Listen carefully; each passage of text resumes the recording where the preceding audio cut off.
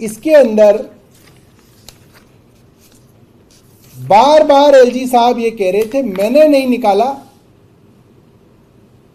आपकी सरकार ने कहा था निकालने के लिए इसलिए मैंने निकाल दिया, मैं तो आपको रखना चाहता था। यही बात एलजी साहब बार बार कह रहे थे।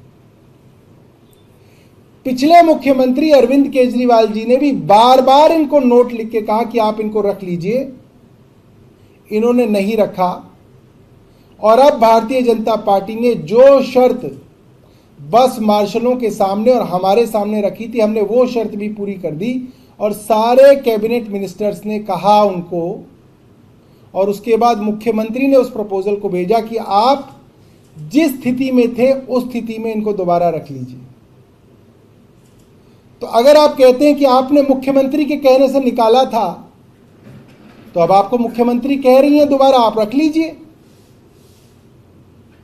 मगर अब आप रखना नहीं चाहते हैं और अब आप इसके अंदर बहानेबाजी बना रहे हैं, क्योंकि आपने मुख्यमंत्री के कहने पर नहीं, भारतीय जनता पार्टी के षड्यंत्र के तहत इन बस मार्शलों को निकाला था।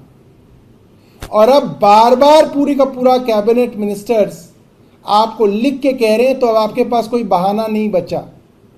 और एक लाइन ऐसी जो उन्होंने लिखी है उसमें पूरी तरीके से भारतीय जनता पार्टी एक्सपोज हो गई। वो मैं आपको लाइन बताता हूं, पैरा नंबर 252 में एलजी साहब लिखते हैं,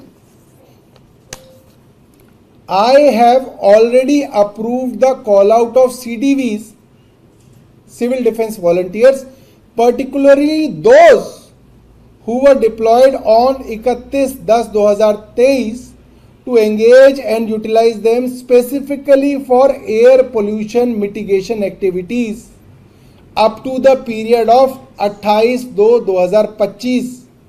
इसका मतलब क्या है?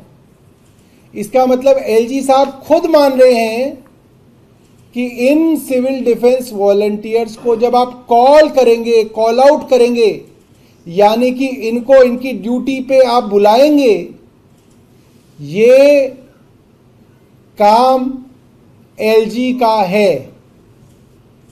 ये इनके अपने नोट के अंदर ये एक्सपोज हो गए कि जो सिविल डिफेंस वॉलंटियर्स को कॉल आउट करने का काम है वो सरकार के कहने पे एलजी को करना है।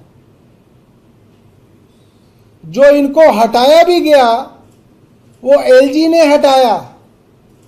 अब सरकार इनको कह रही है आप इनको कॉल आउट करिए, बस मार्शल के काम पे आप इनको दोबारा लगाइए, और एलजी साहब इसके अंदर बहानेबाजी बना रहे हैं।